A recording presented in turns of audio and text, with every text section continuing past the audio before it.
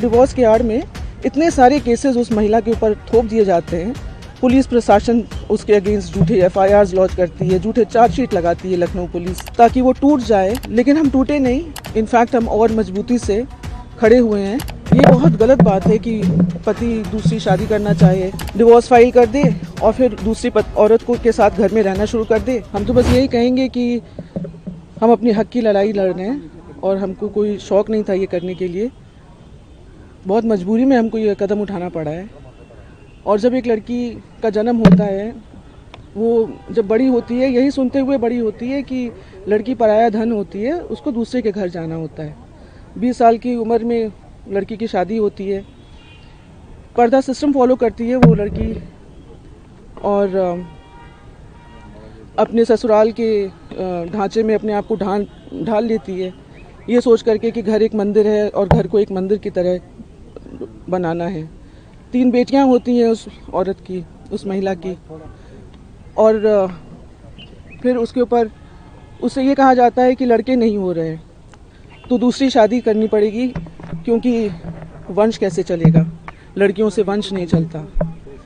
वो महिला फिर बम्बई जाती है, अपना इलाज कराती है, 2 बेटों को जन्म देती है ताकि वंश चले, और फिर अपने घर को एक मंदिर बनाने में लग जाती है।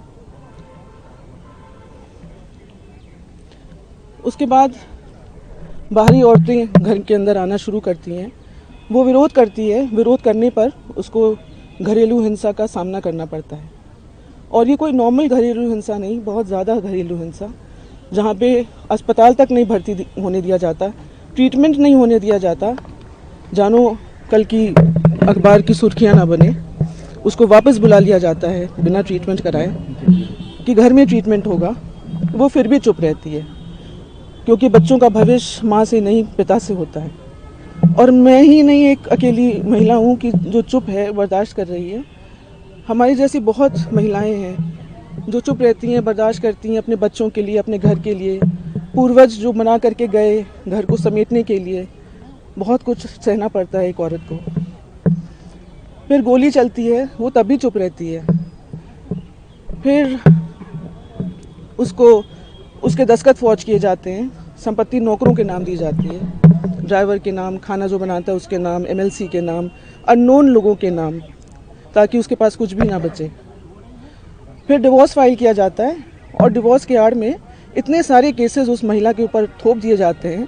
पुलिस प्रशासन उसके अगेंस्ट झूठे एफआईआर लॉन्च करती है, झूठे चार्जशीट लगाती है Lucknow police, Delhi police, Uttarakhand police, Uttar Pradesh police. वो औरत एक के बाद एक केसेस में उलझती जाती है। उसको तोड़ने के लिए सब किया जाता है ताकि वो टूट जाए और टूट करके वो अपनी हार मान करके डिवोर्स देने को तैयार हो जाए। लेकिन हम टूटे नहीं, इनफैक्ट हम और मजबूती से खड़े हुए हैं और न्यायालय पे हमें बहुत भरोसा है और सच्चाई की जीत होगी। हम अपने हक के लिए लड़ रहे हैं, अपने बच्चों के हक के लिए लड़ रहे हैं। और ये बहुत गलत बात है कि पति दूसरी शादी करना चाहे, डिवोर्स फाइल कर दे और फिर दूसरी औरत को के साथ घर में रहना शुरू कर दे। फिर मेरी मदर इन लॉ भी परेशान हो, क्योंकि उनको भी नहीं अच्छा लगता कि कोई और औरत घर में रहे बेटे के साथ। उनको भी घर छोड़ करके, इस बुढ़ापे में उनको भी घर छोड़ करके जाना पड़ता है। हम लोगों को घर में अलाउड नहीं है। हमारा डीवी जो है बहुत दिनों से स्टे पे था, जुरिस्डिक्शन स्टे पे। डिसाइड होना था कि महिला कोर्ट में चलेगा या पीएमएलए कोर्ट में। अब सुप्रीम कोर्ट ने जो भी फैसला दिया है, अच्छा फैसला दिया है। और क्या फैसला? मैम, आज जो सुप्रीम कोर्ट में आप आई थी, ये कौन सा मामला था? इसमें जो याचिका आपने दायर की थी, उसमें क्या मांग की गई थी? वो हमारे लॉयर आ रहे हैं, वो बता पाएंगे। कोर्ट कचहरी की चीजें तो भैया हमारे लॉयर ही बता पाएंगे। आपको आखिरी एक सवाल, चूंकि आप जिस शख्स से लड़ रही हैं वो आपका अपना है, लेकिन बहुत प्रभावशाली और रसूखदार भी है, जिसकी बात कोर्ट के सामने आप लोग रखते आए। ऐसी स्थिति में जब आपको सबसे देश की ऊंची अदालत में आना पड़ा है, क्या लगता है कि अब न्याय मिलेगा? और क्या वो अभी भी अपने रसूख का इस्तेमाल करके आपके न्याय को बाधित करने की कोशिश करते हैं? भैया जी, हम क्या कहें इस चीज़ का। हर जगह से मैनेज किया जा रहा है। हमने पहले ही कहा, उत्तराखंड पुलिस, यहाँ दिल्ली पुलिस, यूपी पुलिस, सबको तो यूज़ किया जा रहा है हमारे अगेंस्ट, झूठे FIRs, सब जगह से हम लड़ रहे हैं और सत्य की जीत होगी। न्यायालय